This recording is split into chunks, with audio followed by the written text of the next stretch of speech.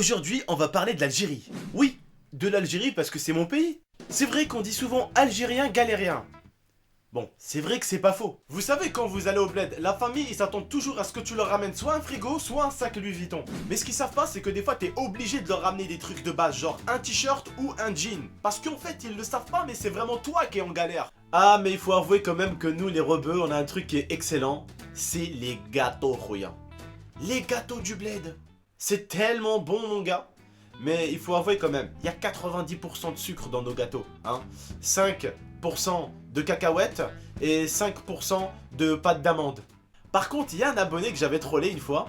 Il m'avait dit qu'il habitait au bled et je lui demandais si dans le village, ils avaient pas tous la même connexion. Et après, j'ai commencé à rigoler de lui en lui disant que le jour où il se ferait des DOS, ça sera tout le village qui se fera des DOS. Parce qu'il faut pas se mentir, la connexion et le bled, ça fait 15. Je voulais quand même également vous parler de quelque chose qui est important au bled. Et oui, parce que ça, pour les blédards, mon pote, c'est quelque chose d'important.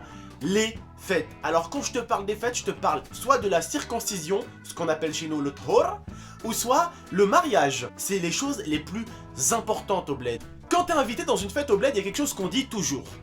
Ramène qui tu veux. Alors bien sûr, le blédard, quand tu lui dis ramène qui tu veux, il va vraiment ramener qui il veut. Sa cousine, son cousin, son frère, son autre frère, son demi-frère, son pote qu'il a pas vu depuis 2 ans, son pote qu'il a pas vu depuis 8 ans, son collègue de travail qu'il a pas vu depuis 1 an, et eux-mêmes, hein, il va leur dire ramenez qui vous voulez, et donc eux aussi ils vont ramener qui ils veulent, et au final, au lieu d'arriver à 10, eh bien ils arrivent à 100.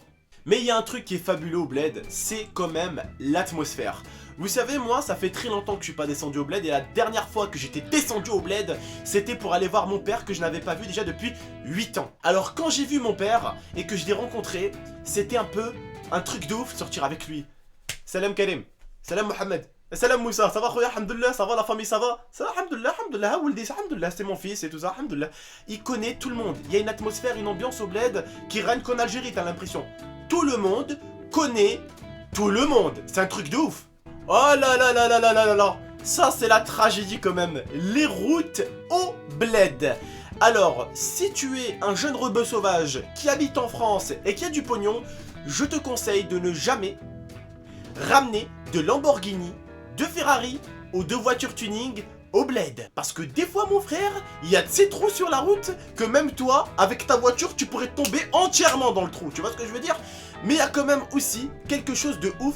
C'est les cartes du bled. Les cartes du bled te disent n'importe quoi. Je m'en rappelle, j'avais fait une promenade avec mon père une fois au bled et ça nous avait indiqué une route, mais sauf que quand on arrivait dans cette route-là, il y avait plusieurs routes qui suivaient à peu près le même délire, mais qui n'étaient pas affichées sur la carte. Il faut jamais par contre faire confiance à un GPS du bled, parce que elle confond le nord avec le sud. Pour elle, le nord, il est en bas, le sud, il est en haut. Faites attention au GPS du bled, les gens. Il y a quand même un truc qui est un peu chiant au bled, c'est les taxis du bled.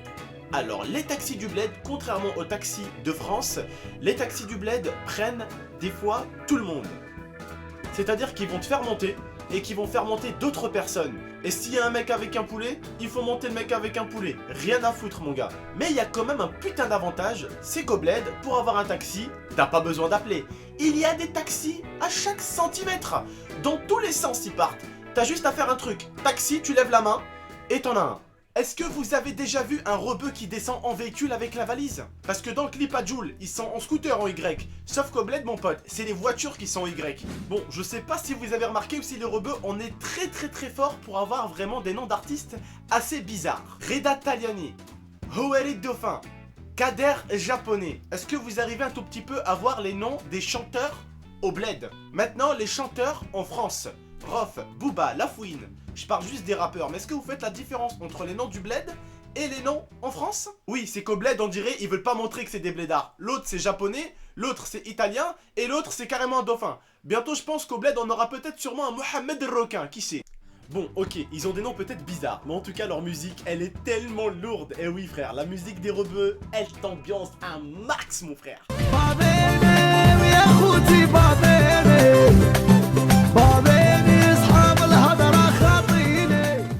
En tout cas, si vous avez déjà entendu une musique de Rai, est-ce que vous avez déjà entendu le nombre de dédicaces qu'il y a au début de la musique? Il fait une dédicace à toutes les personnes qu'il connaît au début de la musique. Dédicace à la famille Miloud, ta Belgique. Dédicace à la famille Ritano, ta Milano. Dédicace à toute la famille Zerek. Dédicace à la famille ta Miloud, khoya. Dédicace à la famille Jeroui. Dédicace à la famille Aredi, khoya. Dédicace à tout le monde. Il dédicace tout le monde avant de commencer la musique. Dans sa musique, il y a 1 minute de dédicace et 5 minutes de chanson. Mais s'il y a bien quelque chose de laquelle je voulais vous parler, c'est des Algériens et la fierté de leur drapeau. Alors, le drapeau algérien, tu le vois partout. Même quand il y a un Mexique, États-Unis, t'arrives à voir un blédard qui est là avec le drapeau algérien. Non mais attendez, encore autre chose sur nous. Heureusement que nous, les Algériens, on n'a pas encore découvert la fusée spatiale. Sur la tête de ma mère, je pense qu'il poserait un drapeau algérien dans chaque planète. Et qui tenterait même d'en poser un sur le soleil. C'est vrai que quand on parle de l'Algérie, on peut également parler de l'une des religions la plus pratiquée d'Algérie. C'est-à-dire la religion musulmane. Une religion qui a été énormément salie par des salopards du nom de Daesh. Ils ont sali tout simplement cette belle religion qui est la religion musulmane et avec l'un des mots les plus importants qui est Allahu Akbar. Le mot Allahu Akbar est un mot qui signifie juste Dieu est grand. C'est quelque chose de respectueux envers l'humain à son Dieu. Et bientôt Allahu Akbar, c'est un mot qui fera plus peur aux gens qu'une arme. Bonsoir. C'est pour un braquage. Ah non monsieur, votre arme en plastique me fait pas du tout peur. Mon arme vous fait pas peur. Non monsieur. Bon bah d'accord. Vous l'aurez bien cherché madame, c'est bien regrettable. Allahu Akbar. Merci. Bon, pour finir, c'est malheureux mais c'est souvent comme ça, l'humain cherche ce qui le sépare et cherche pas forcément ce qui le réunit. Donc faisons l'inverse, cherchons plutôt ce qui nous réunit et repoussons plutôt ce qui nous sépare.